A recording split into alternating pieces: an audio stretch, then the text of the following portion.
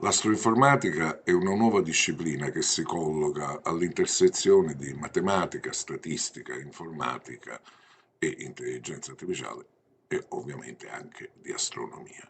Essa è nata circa una quindicina di anni fa dalla necessità di far fronte alla straordinaria evoluzione tecnologica che si è avuta negli strumenti, sia nei telescopi che nella strumentazione di piano focale in ambito astronomico.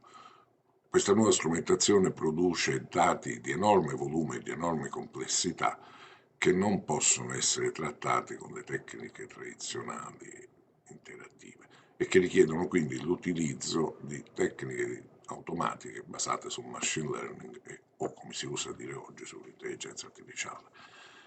Le attività dell'astroinformatica sin dal 2011 sono in un certo qual modo coordinate dall'International Astroinformatics Association, che organizza ogni anno il convegno Astroinformatics e quest'anno lo ha organizzato a Napoli nell'Auditorium Nazionale dell'INAF con la sponsorizzazione del Dipartimento di Fisica Ettore Pancini dell'Università Federico II, dell'Osservatorio Astronomico di Capodimonte e della Società Astronomica Italiana che ci ospita per questo video. Il convegno di quest'anno è stato aperto dal professore LeCun. LeCun è professore alla New York University di Intelligenza Artificiale e di Scienze Naturali, è vicepresidente di Facebook e soprattutto responsabile per il gruppo Meta dell'intelligenza artificiale. Meta è il gruppo che tra le altre cose possiede anche Facebook. Elencare i contributi di LeCun al settore è sostanzialmente impossibile, basterà dire che viene chiamato normalmente uno dei tre padrini dell'intelligenza artificiale insieme a Joshua Bengio e Geoffrey Hinton, con i quali nel 2019 ha condiviso il premio Turing, che è il Nobel per l'informatica. Lui ha dato contributi fondamentali al settore, non sarebbe impossibile elencarli tutti, mi limiterò a ricordare gli sviluppi dell'algoritmo di backpropagation, che è un po' la spina dorsale di tutta la machine learning e di tutta l'intelligenza artificiale, l'invenzione e l'introduzione delle reti convoluzionali, che sono tra gli strumenti più utilizzati per l'analisi immagini, che sono molto utilizzati anche in astrofisica, l'invenzione dell'algoritmo DJView per la compressione dei file sia di testo che delle immagini, che molto spesso tutti noi usiamo per la lettura dei libri elettronici, e il contributo fondamentale dato alla serie di conferenze internazionali più importanti del settore sul pattern recognition e l'image analysis. Da un punto di vista più personale, devo dire che LeCun è una persona deliziosa, un uomo estremamente semplice, estremamente aperto al discorso, al confronto e aperto alle collaborazioni. Per noi è stato un enorme onore e soprattutto un piacere averlo al convegno, dove abbiamo scoperto tra l'altro che è un appassionato astrofotografo. Infatti ci ha mostrato alcune delle fotografie che ha ottenuto con il suo Celestron sul patio retrostante della sua casa nel New Jersey, e devo dire che sono effettivamente molto belle. Io sono certo che la sua presentazione vi interesserà almeno quanto ha interessato a tutti noi al convegno. Buon ascolto. Well, not an amateur astronomer. I'm just an astrophotographer. I produce pretty pictures, but this is a picture I took from my backyard in New Jersey of M51. It's an HSO image, not RGB, with a 11-inch Schmidt Cassegrain, a lot of exposure time. But you see the pink areas where stars are forming. H alpha active areas. And by the way, the way I process those images is with a PyTorch script. So there's a tenuous connection. Okay, this was supposed to be a video, but you're not going to see it because it's a PDF here, because I have to play on the official computer. This was to demonstrate the state of the art in image recognition, where we can now not just identify objects, but also segment them, figure out exactly what they are, and in fact segment the entire scene and give a name and a sort of mask or outline to every single object, including background object in the picture. So this works amazingly well. This uses mostly supervised learning, but with so much data that it becomes very generic. And of course, there's been a lot of progress in the use of those techniques for image understanding of various types, including in astrophysics, but also in medical imaging, in image restoration. So image restoration, of course, is something that astronomers do a lot, but also people in medicine. This is an interesting project with a collaboration between some of my colleagues at FAIR, at Meta, and the NYU radiology department. I was not involved in the research, I just connected the people to kind of reduce the time it takes to take an MRI image. And this uses the 3D nature of the imaging to do the restoration of the image for human consumption using 4 times less data collection than normal. So it's sort of like, taking a picture of the sky, but reducing the time it takes by 4x and still getting the same quality. So you can take pictures of 4 times more objects for the same time allocated. There's, of course, a lot of applications of deep learning in physics. This is a couple pictures from people I know from various places who have used deep learning in astrophysics, in cosmology, for validating or invalidating certain models of dark matter, and by basically using deep learning to do kind of full universe scale simulations, which would not be practical with classical methods. So you use essentially what amounts to a 3D convolutional net that you train to make the step function that solves the PDE or whatever equation it is faster and approximately, and then you run it, for the first few million years of the universe at the scale of the universe, and it tells you what it is. This is work led by Shirley O at the Flatiron Institute. And then, a lot of applications in high energy physics and material science, particularly. For material science, this is an interesting project that some of you might be interested in, possibly, even though that has nothing to do with astronomy. But this is a project that was started by Larry Zitnik at Meta. And the idea there is to use density functional theory to do simulations. We have large computers at FAIR, so at Meta, so we can use those computers to run DFT simulations for adsorption of water, essentially, on various compounds. And the idea behind this is to figure out the type of reaction between water and various substrates or compounds, with the purpose of making the separation of hydrogen from oxygen scalable and efficient. Currently, there are methods that are scalable, but not efficient. You just put 2 electrodes in water and wait for the hydrogen and oxygen to pop up on both sides. But that's not efficient. And then there are methods that are efficient, but not scalable because they require a catalyst like platinum or something like that. So clearly not scalable. And you really want this to be scalable because that would be a way of storing energy and basically to address a lot of the problems with climate change. You could cover a piece of desert with solar panels and then produce hydrogen with the electricity whenever there is sun, which is most of the time when it's not night, and then ship the hydrogen maybe in the form of methane wherever it's needed.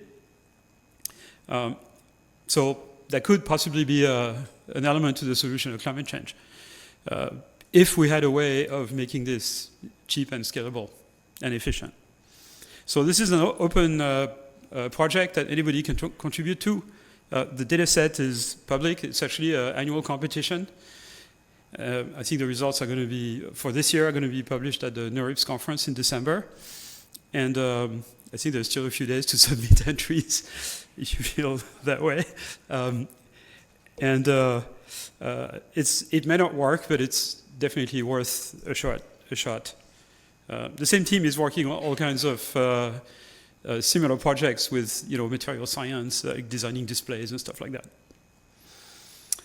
Okay, but let me talk a little bit about really what has caused the revolution that we hear about in AI, which I'm sure many of you are aware of. It's the idea of self-supervised learning. So that has really taken over the world over the last 4 or 5 years. And the idea of self-supervised learning is to essentially train a system to fill in the blanks. So there's no supervision in the sense that you're not trying to map images to labels or anything like that.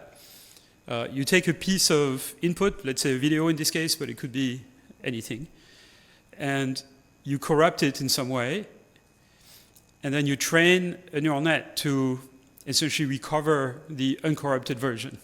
So a particular case of corruption is masking. So you take a video, mask a piece of it, and then uncover the masked piece, and then train the system to predict the piece that was missing.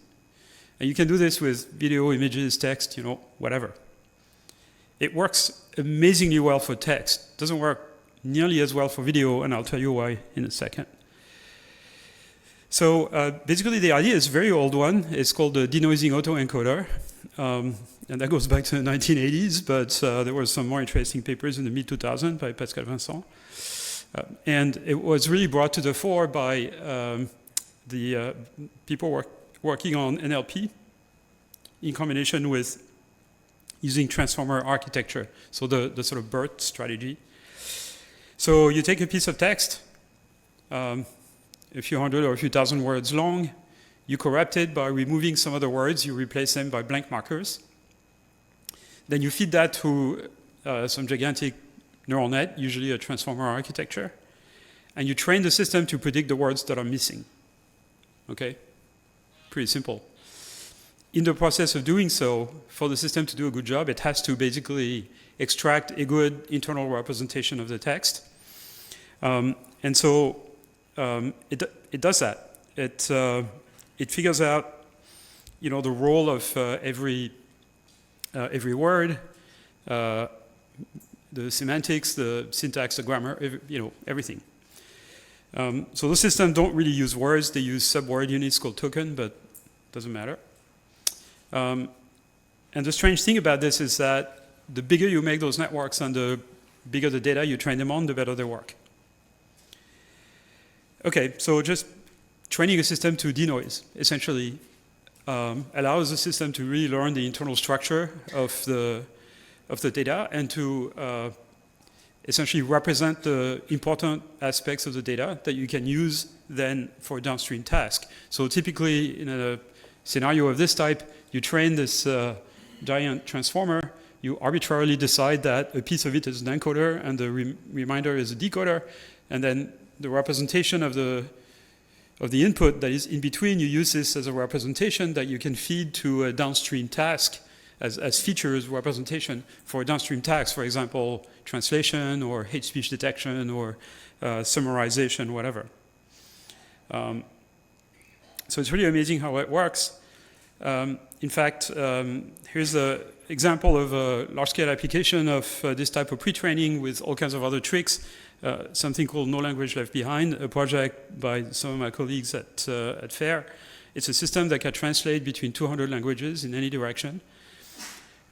And because the system learns a language-independent internal representation of text, you don't need to have parallel text for every pair of language. That system is trained with 80 billion pairs of sentences, which is a lot, but it only covers 2,400 pairs of those languages. And most pairs have less than 1 million sentences. So that tells you that, first of all, languages are all somewhat similar. There's similarity between, within a family and stuff like that. And the fact that many of you who are polyglots know that, after you've learned 3 or 4 languages, the 5th one is easier. I'm not one of those, I only speak 2. These are the 200 languages that this system handles. A lot of them are really obscure, like we wouldn't know where they are from. Some languages appear twice, like the one on the top left, but that's because they have two writing systems. So you have to have a translation system for the two different writing systems. Okay, and there are systems like this that can do basically 1,000 languages. A different system from the same team that can do text to speech, speech to text, speech to speech, and text to text in 1,000 languages. The same idea of pre-training a system on a sequence of tokens has been proposed for representing proteins or RNA sequences or whatever. This is a project also done by some of my former colleagues now at FAIR, called the ESM Fold. And what they did was pre-train a large transformer on lots and lots of sequences of amino acids from known proteins for the system to represent the structure of it, and then use that representation as a basis for a system that predicts the folding of the proteins. And they really pioneered this idea. This idea has been used by DeepMind in their work, AlphaFold, AlphaFold 2. Some of this was developed in parallel, but published earlier by my colleagues. And this is really revolutionizing a lot of areas in biology. Thousands of research groups use those atlas of folded proteins. The one that my colleagues produce has 615 million proteins with a predicted 3D structure. So very useful for science. This is the application of deep learning in other sciences than astronomy and physics. I've been told that 12% of all physics publications now mention deep learning somewhere, or at least AI, whatever it is, which is astonishing. Here's another thing that might be more relevant to some of you. It's a technique called, a system called Dino V2, and I'm not going to say exactly about how it works. I'm going to talk about another similar techniques later, called IJEPA. And it's basically a self-supervised method for learning generic features for images. And so the team, so this is a team at FAIR in Paris. And you can go to the demo website, and there's papers and code, it's open source and everything. And what they've done is basically using what's called a joint embedding architecture with a distillation method. So essentially, it's one of those self-supervised learning techniques where you don't actually reconstruct what is missing from the data, but you find an internal representation from which you can predict. So you feed a corrupted version of an image to a neural net, and then the clean version, if you want, of the image to essentially the same neural net, and then you train the first neural net to predict the representation produced by the second one. I guess you could call it distillation or something like that. So there's various ways to do this. Dino is a particular way of doing this. And the results are pretty amazing, and the features are really generic. Even though it's trained on natural images from lots of different sources, people have been using it in the context of macroscopic images, biological imaging. And I don't think anyone has used that yet for astronomy, but that would be fun to try. So you get those kind of generic features out of the system, and then you can feed them to a downstream task if you want to, I don't know, classify galaxy types or detect particular objects. This is a visualization of the features that are extracted at every location. The colors here correspond to the 3 principal components of the feature vector that is produced at every location. It tells you that the system kind of knows which part of the object it's looking at and everything. People have used this for segmentation as well as recognition, detection. Here's an example of how it's been used. This is for environmental protection. Again, a small team at FAIR in Paris. So, in collaboration with a lot of people, what they've done is They collected satellite images that you can get from commercial outfits with half-meter resolution of the entire Earth, essentially. And then for some location, you have LiDAR data that tells you the height of the tree canopy. And it's interesting to know the height of the tree canopy because that allows us to estimate the amount of carbon that is captured in vegetation, which is an important quantity to know about. So you train basically what amounts to a head of a regression on top of the Dino V2 features to predict the height of the canopy from the satellite image without relying on LiDAR. You use the LiDAR as the ground truth.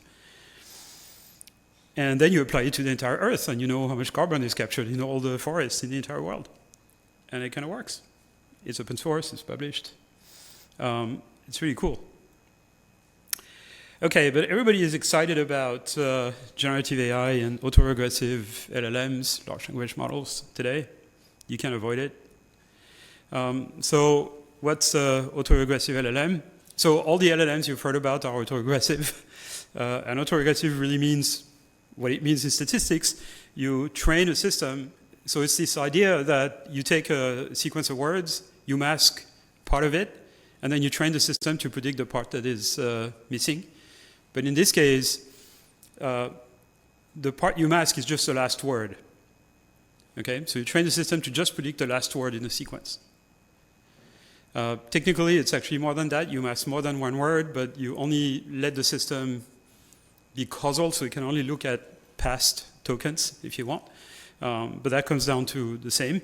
So you train the system to predict the last word, and then once it's been trained, you feed it a prompt, a starting text, predict the next word, shift this into the input, then predict the next word, shift this into the input, etc. Right? So that's autoregressive prediction because you use your own outputs as part of your input, your past outputs. And usually there's some stochasticity in the prediction because when you train a system to predict a word, you cannot exactly predict which word is going to come. So what you do is you ask the system for a probability distribution over words. Now again, as I said, this is not words, there are tokens. Typically, in language, we use dictionaries on the order of 30 or 40,000 different tokens. So basically what you get out of that system is a probability distribution, is a big vector with 30 or 40,000 probabilities. Between 0 and 1, that's up to 1. Okay, so it's easy to handle uncertainty in the prediction, and then to actually make a prediction, you sample from that distribution. In fact, what happens is that the neural net produces scores that are just real numbers, and then you compute a Gibbs-Boltzmann distribution out of it. Do exponential those numbers, divide by the sum of the exponentials, and depending on the inverse temperature, you can get hard decisions or you can get kind of fuzzy decisions. That's the temperature parameter when you play with LLMs. As physicists, I'm sure you know about this. Okay, they're trained typically on 1 to 2 to even more trillion tokens, basically most of the publicly accessible internet. And there's been a lot of LLMs of this type, a number of which are open source or freely accessible with the inference code, not always the training code. The old ones like Blunderbot and Galactica from FAIR, and then more recently Llama and Llama V2, and then Code Llama, which is fine-tuned for code. Just last week, Mistral is a French startup, well-funded startup that actually produced one. There are actually other people who used to be at FAIR who produced Llama, the first version. And then there's a bunch of proprietary ones. So Meta just announced a few of them that you can use through Messenger. And then there's Google with Bard, and DeepMind has a bunch of them. There's one coming up called Gemini, and ChatGPT, obviously. So the performance of those things is amazing, given what they're trained, how they're trained. But they make really stupid mistakes. They hallucinate.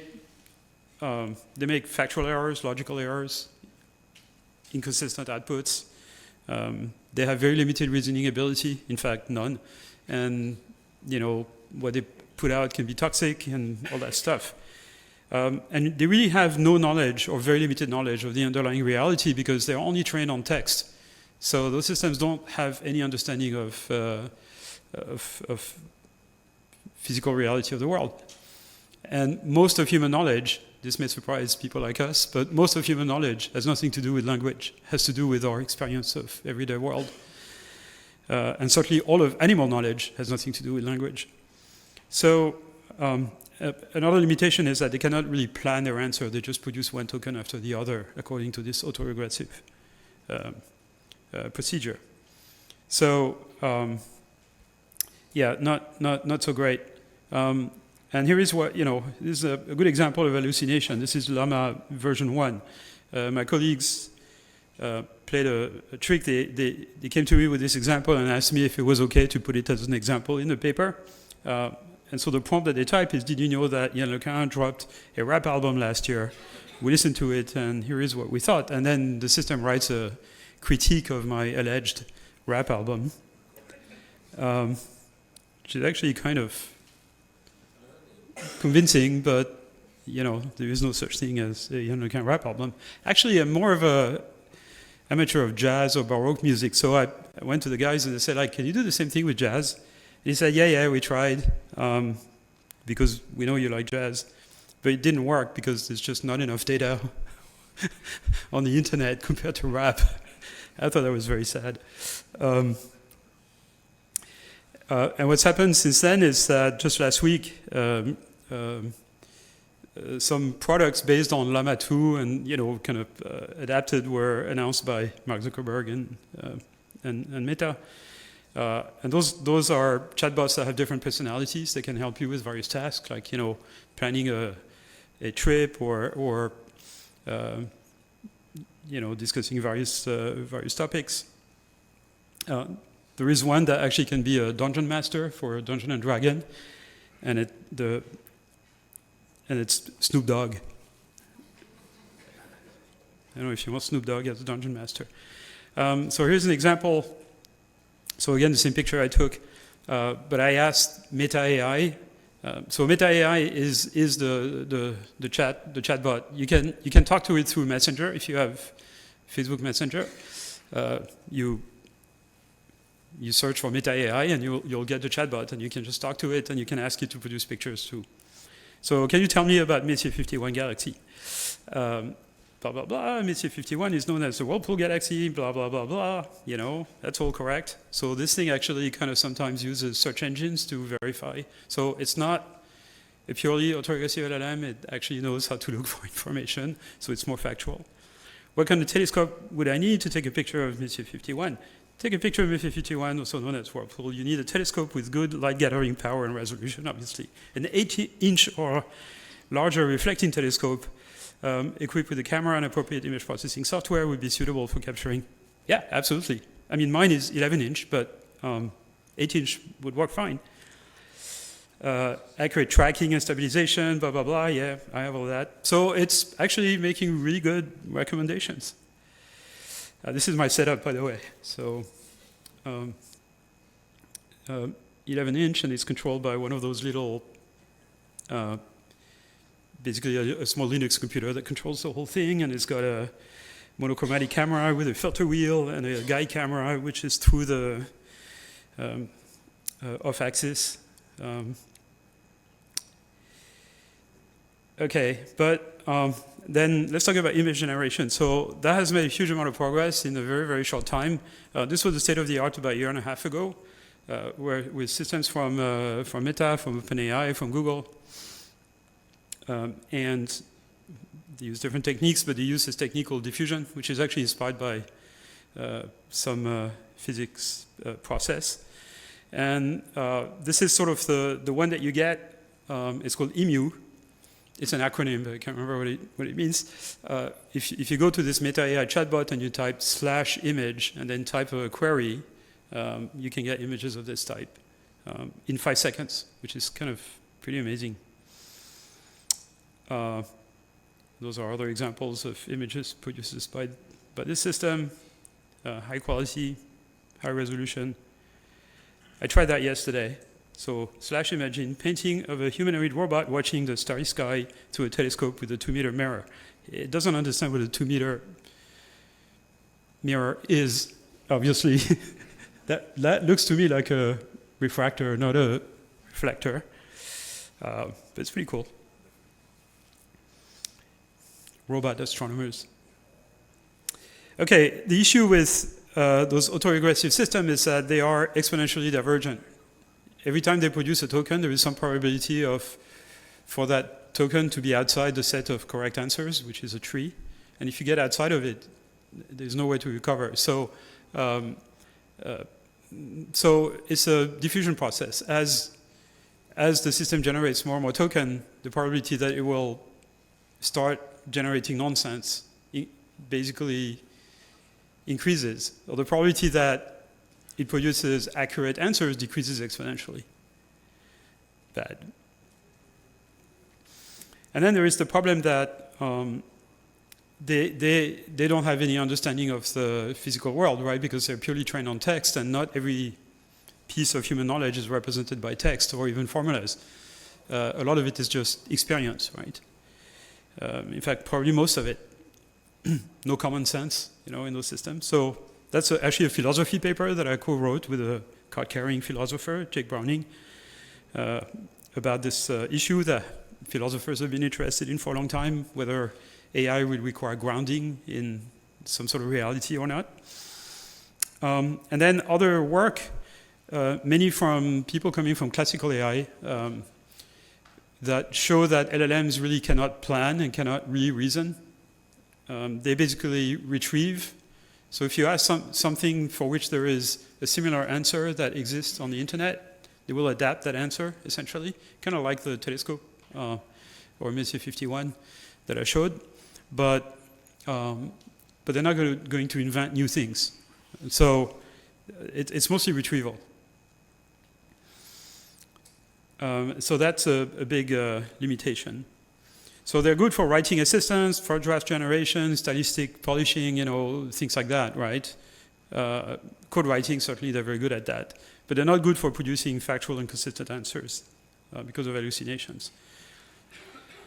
And taking into account recent information, because generally they're trained on sort of relatively old data, unless... so all of those things are going to make progress. People are working on this at the moment. But the big nut to crack is the ability to plan and reason. It's not... we don't have any kind of working demonstration of this kind of stuff. We're easily fooled by their fluency into thinking they are intelligent, because the only experience we have of fluent entities are humans. So we assume that those systems have, the same kind of intelligence, right? They can pass the bar exam, so they are as smart as the lawyers. Admittedly, not as smart as physicists, right? They can't pass the math and physics sections of the Indian IIT entrance exam. I mean, the score is pretty low. Because they can't reason, really. But they can retrieve. So those machines do not learn how the world works like humans and animals. And we're still missing a major advance to get machines to the level of understanding that humans and animals can have, or the type of efficient learning that humans and animals are capable of. Now that said, this is the state of the art today. We're still very far from human-level intelligence. But there is absolutely no question in my mind that at some point in the future, decades away, during your lifetime, maybe not mine, we will have machines that are as intelligent as humans in all the domains where humans are intelligent. There's no question about it. We shouldn't feel threatened by it. We should feel elated by that, because it's like, if you're a professor, what you're trying to do is hire postdocs and PhD students that are smarter than you, right? And if you feel threatened by that, you're probably not a very good professor. So, same if you are, a lab director, you're trying to hire people who are smarter than you.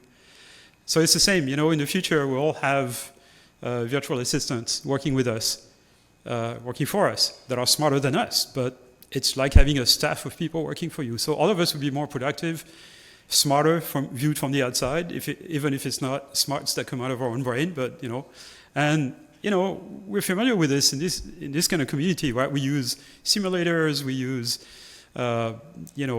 things to kind of compute integrals for us and stuff like that, right? So it's not a new concept, really.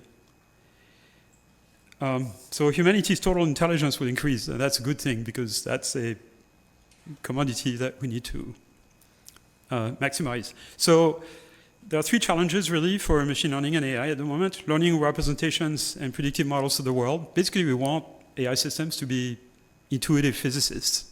You could think of it this way. And self-supervised learning, which I mentioned earlier, is going to be a key to this. I'll come back to that. Learning to reason. So this is like, I don't know if you know this gentleman, Daniel Kahneman. He's a Nobel Prize laureate in economics. He's actually a psychologist, and he wrote this little book called Thinking Fast and Slow, where he says that there are things that we do subconsciously, automatically, without thinking about it. We don't need to plan in advance. It's kind of automated thinking process. And then system 2 is things that we devote all our attention to, and we plan what we do. We think about it for possibly potentially infinite amount of time. Current AI systems that are capable of learning, LLMs, can do system 1, they cannot do system 2. And then learning to plan complex actions to satisfy objectives. So I call this objective-driven AI, and I've written sort of a vision paper about this about a year and a half ago, given various technical talks on it. This may be slightly more technical than this one, although I'm going to be a little more technical in a minute. It's not on archive, it's on open review because it's more like a working paper. So that's the URL. You can find a PDF on Google by typing the title, but you're not going to find the open review page for some reason. So this is the idea of making systems drivable, controllable, objective-driven, so that they plan answers so as to satisfy certain objectives. And it's very important for a lot of people who are worried about the controllability of AI systems and the fact that they can currently spew nonsense. And the whole thing is based on what's called a cognitive architecture. So basically kind of a modular system with sort of modules of various types. The idea here is that the system perceives the world, and then with a perception module estimates a current state of the world, perhaps combining the current perception with sort of past knowledge about the state of the world from a associative short-term memory. Okay, so you combine the short-term memory with what comes out of your perception module, and you feed that to a world model. And the role of the world model is to predict what's going to happen, either because the world is being the world, or because of a sequence of actions you're going to take. Okay, and the predicted world state is fed to the red module here, the cost module, and that measures the degree of discomfort of the system. So the entire purpose of the system now is to figure out what sequence of actions, and this is the role of the actor, the yellow box. So the actor is going to feed an imagined sequence of actions to the world model. The world model is going to predict a possible outcome or a set of outcomes that would result in the world, given that sequence of actions that we're taking. And then that is being fed to the cost module that measures the discomfort level. And the entire system basically optimizes the action sequence so as to minimize the cost. Okay, so every arrow you see here propagates states, and backwards you can propagate gradients so that you can do this optimization by gradient descent if you want, right? So the system basically figures out what set of actions should I take so that I minimize my predicted costs at some time in the future, or the integration of the cost over time. This is a very classical view of how you do planning in terms of AI or what's called optimal control. And so this is sort of the unfolded version of this diagram, if you want. You feed the initial world state and the idea that you have of it from previous perception to the world model, propose an action sequence, compute the resulting cost. And the cost has two components, one that measures whether the task is being accomplished that you set the system to do, and another set of costs that are guardrails that prevent the system from producing crazy actions that would be dangerous, for example. So the system cannot deviate from optimizing those guardrails. This is very much unlike autoregressive LLMs, where there is no criterion that is being minimized at inference time. They're just producing stuff that is statistically, corresponds to the training set. Here, the system cannot produce sequences of actions that do not satisfy the cost, particularly the guardrails. You can imagine this world model is actually kind of a temporal world model that, given the state of the world at time t, predicts the state of the world at time t plus 1, or a set of possible predictions at time t plus 1, given the action and perhaps a set of latent variable, because the world is not entirely predictable. And then you can do this at multiple time steps and then infer the sequence of actions at multiple time steps. Ideally, you would like that system to be hierarchical, so that you can plan at a higher level before you tell the lower level, well, here's a subtask you need to satisfy, etc. So let me take an example. I'm sitting in my office at NYU, and I want to go to Paris. So my objective is my distance to Paris. Okay, if my distance to Paris is 0, I'm happy. And at a high level, the system decides, well, you should go to the airport and catch a train. Okay, going to the airport defines a cost for the lower level, which is your distance to the airport. The lower level says, figures out what sequence of action should I take to go to the airport. I'm in New York City, so I just go down in the street and hail a taxi. Okay, how do I go down in the street? That's a cost for the lower level. I have to get up from my chair, take the stairs or the elevator, go down on the street. How do I get off my chair? You can go down all the way down to millisecond by millisecond muscle control. And that's hierarchical planning. Nobody knows how to do this in AI. Or at least nobody knows how to do this using intermediate concepts that are learned. We know how to do this by hand. Engineers have done this for decades. When your self-driving car, for example, is planning a route to go to a place, it's planning the route at a high level in terms of which street to take, etc. But then the low-level planning depends on the local condition. Is there going to be a car here? Where am I on the street? Is the light red or green? Things like that. So you can't do the whole planning from end to end. You have to do it hierarchically. But those levels are designed by hand. What I'm talking about here is how can a system learn automatically to represent those various levels? It's the same problem as we had with image recognition. What deep learning systems, convolutional nets, transformers, etc. can do is that they can learn hierarchical representations of the perceptual world. And now what we need to do with this is learn hierarchical representations of the motor control world. And we don't know how to do that. I mean, we know at a high level, that's how we do it, but now we have to make it work. That could be applied to LLMs as well. Okay, how could machines learn to understand the world?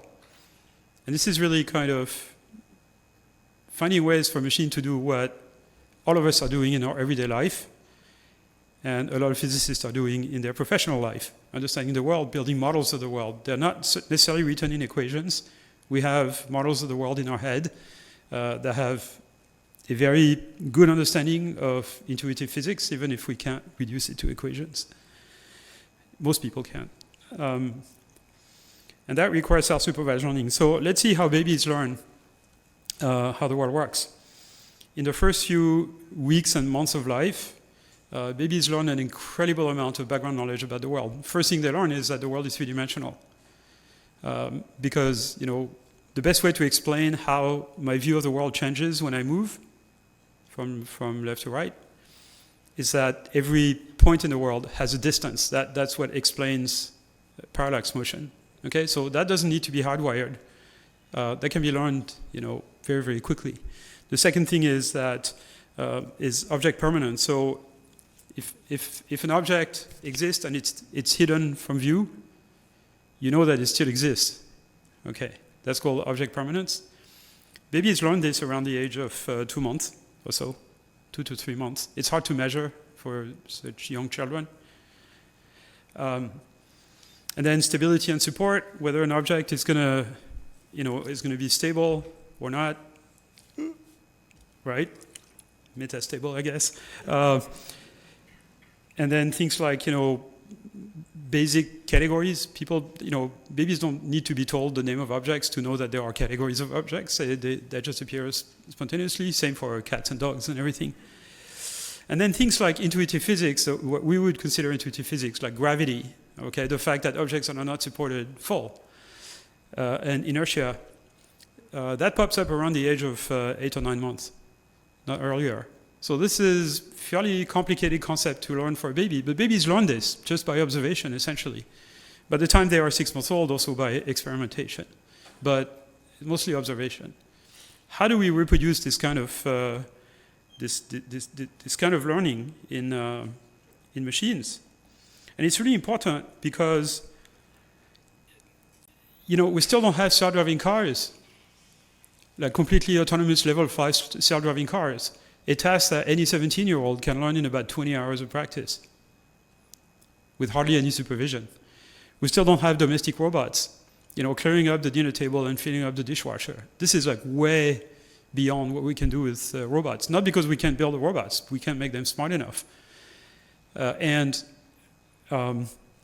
it's a task that any 10-year-old can learn in one shot, just a few minutes, the first time they try it.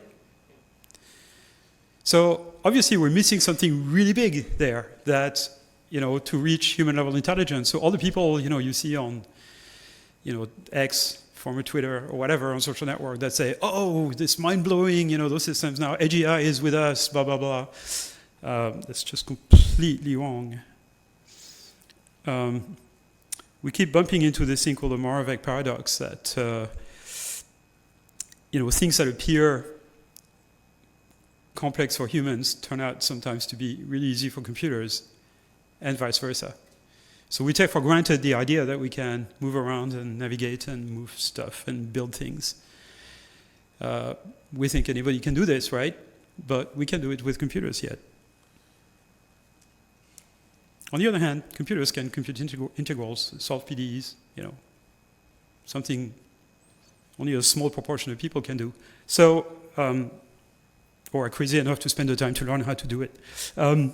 So self-supervised learning, as I said, is filling in the blanks, but that doesn't work. It works for text. It doesn't work for images and video. And the reason is, this is supposed to be a video. The reason is that the world is not entirely predictable. So if I give a system, deep learning, large deep learning system, a segment of video, and I train it to predict what's going to happen next in the video, the systems generally make blurry predictions of what's going to happen. And the reason for this is that there are many things that can happen. And if you train the system with least square, let's say, what the system will do is predict the average of all the possible outcomes that may occur. You say, well, it's easy then, just don't compute a point prediction, predict a distribution over future videos. Now, how do you represent a distribution over a high-dimensional continuous space of this type? Certainly not a normalized distribution. So that's the conundrum we are in. We can't really represent uncertainty when predicting high-dimensional continuous stuff like images or video the way we can for text. So text is easy. Language is simple. I mean, this is really surprising because we think we are smart because we manipulate language. Language is super trivial compared to the real world. Okay? Not surprising for physicists compared to linguists, let's say, but okay, so the solution to that problem, one solution to that problem that I've been proposing for a number of years is something called joint embedding predictive architecture. So on the left here, you have what's called a generative architecture, feed X, the observable part of the input, and predict Y, which is the currently non-observable part of the input, but you're going to be revealed after a while, and then train your system to minimize some prediction error. That's the red box. The red box measures the prediction error. The purple box is an encoder, and the green box is a predictor or a decoder. Okay, the problem with this is that you have to predict every single detail of Y. Okay, so let's say it's a self-driving car, is driving along the road, and this is a windy day today, and there is trees bordering the road. The leaves in the tree are going to move in a chaotic way, and your system will basically have to devote resources to predict all those details that are completely irrelevant. So you don't want to be predicting all the details about the world. What you want to do is predict some abstract representation, right? So that's the joint embedding architecture, or joint embedding predictive architecture, JEPA, on the right. You take X and Y, you run them both through encoders, and you make the prediction in the representation space. And you hope that the encoder for Y will eliminate all the irrelevant details that you don't want to be able to predict. Now the trick would be, how do you train this whole system simultaneously? And the problem there is that there is a trivial solution. The trivial solution is, if the system is trained to just minimize the prediction error, the trivial solution, which is called a collapsed solution, is for the encoder to just ignore the input and produce constant representations. Sx and Sy are constant. So now the job of the predictor is trivial. Your prediction error is always 0, but your system doesn't do anything for you. So how do you prevent this collapse is essentially the big technical question. This is various incarnation of those joint embedding architecture or joint embedding predictive architectures. The prediction may be non-deterministic if the predictor has a latent variable, and you may or may not have a predictor.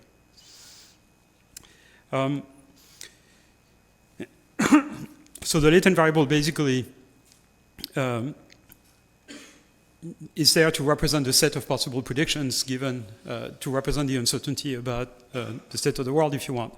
And then the A variable would be an action. So this would be a kind of a world model of the type that I described in the cognitive architecture before. So the joint embedding predictive architecture can be used as a world model if you train it properly.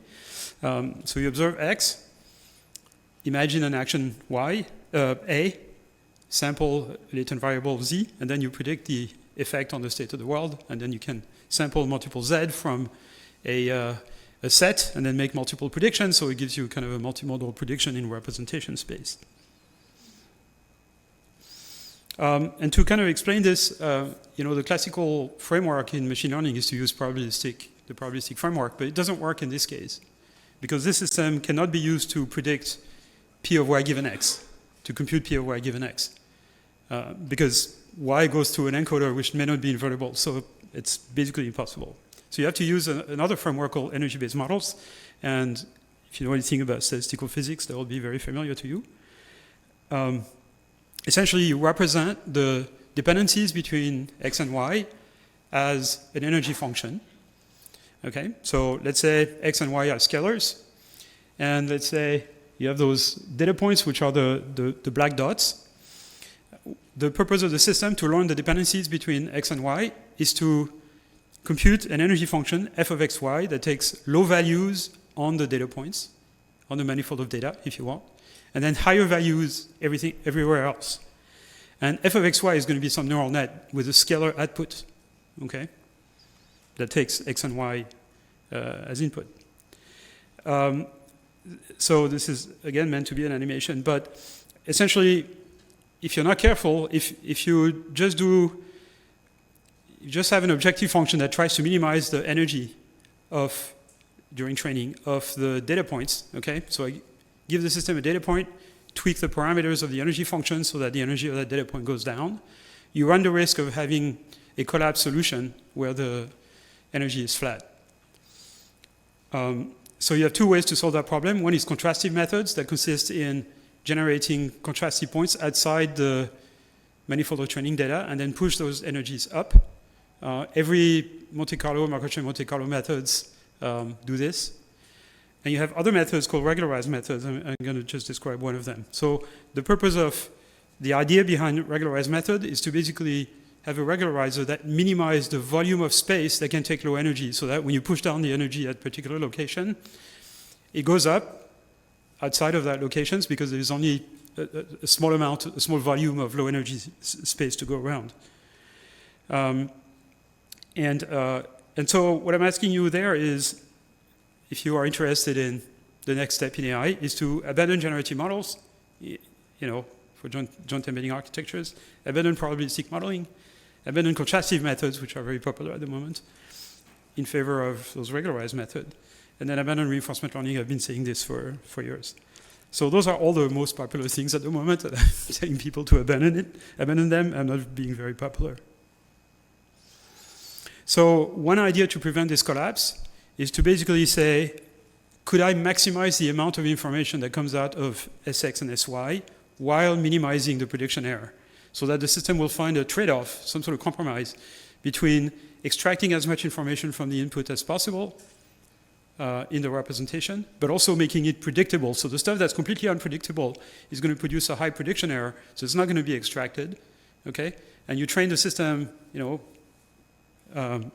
whole system together to kind of find this trade-off. Now, how do you maximize the information content of a vector? Not easy. And the method that we're proposing is called VICREG, that means variance, invariance, covariance, regularization, consists in basically making sure that all the variables of the vectors coming out of the encoders have at least some variance, let's say 1.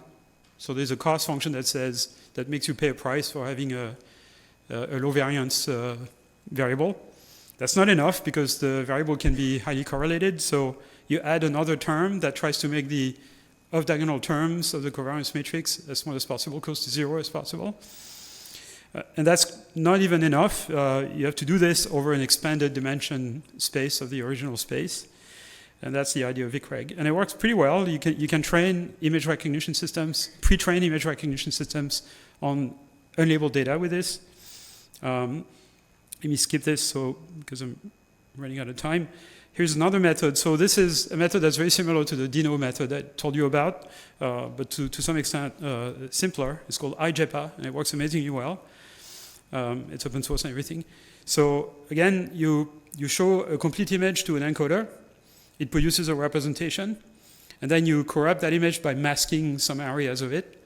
And you show it to another encoder, which is the one at the top. And you train a predictor to predict the full representation from the representation of the partial image. And you have to use a few tricks to prevent collapse, which I'm not going to go into, but it works amazingly well. In fact, if you add the variance regularization I was telling you about, it works even better. So this works really well. It's really fast. It works much better than things like MAE. So MAE means masked autoencoder. It's a generative architecture to predict missing patches from an image. And the IJPA, which is joint embedding, works much better. So the techniques that will work for video and imaging are not the same as the techniques that are currently successful for large language model for text. Okay, that's an important point. And so scaling up current architectures that we use for text with the hope of reaching human level AI is nuts. It's not going to work. Okay. This is a new project that I don't have time to tell you about, but it's an early paper, and it's about using this SSL method, VICREG in particular, to learn about partial differential equations. This is kind of fun. This is the first time I talk about this, by the way. So you get the prime. So it's the same idea. You take a solution of a PDE, okay, time and space, for example, and you say, if I take two regions of that solution space, the solution for a particular initial condition, for example, what's common between those two things, the information that is common between those two regions of the space-time solution is the equation, right? So if you do VICREG, basically you train an encoder, which in this case is a convolutional net, to take a little chunk of the XT solution and another chunk and say, extract representations of those two regions that are identical, have identical representations. The only thing the system can extract is some characterization of the PDE that of which this is a solution. And so you do this, you get an encoder, f theta of an input, and then you can take the representation and train a system to predict the coefficients in the PDE, or perhaps learn a step, a time stepping function, things like that. And surprisingly enough, it really works. And so it works for things like the Kuramoto-Shevachinski equation, which is chaotic flow. So you take two regions and then feed them to an encoder and tell them the representations have to be identical, and figures out the coefficients in the equation. It works for predicting things like buoyancy and things like that for Navier-Stokes. And it works better than supervised learning. So if you train a system to just predict the buoyancy parameter from Navier-Stokes by observing a solution, it doesn't work as well as if you pre-train with self-supervised learning and then train ahead on top of it supervised to predict the buoyancy. That's pretty cool. In fact, those are the curves. So the red curve is the error rate for the best supervised. The gray one is the sort of average for supervised, and the blue is with this self-supervised pre-training. So it's pretty cool. Okay, so I have a number of problems to solve to make progress there. Those JEPA architectures with regularized latent variables, planning algorithms in the presence of uncertainty, learning cost modules using inverse reinforcement learning, planning with inaccurate world models, bad things can happen, and exploration to adjust the world model, and that's it. It shouldn't be it, but I think but I'm out of time, and the USB thing was pulled before it was completed, I think, so I don't have the conclusion slides. That's fine. Thank you.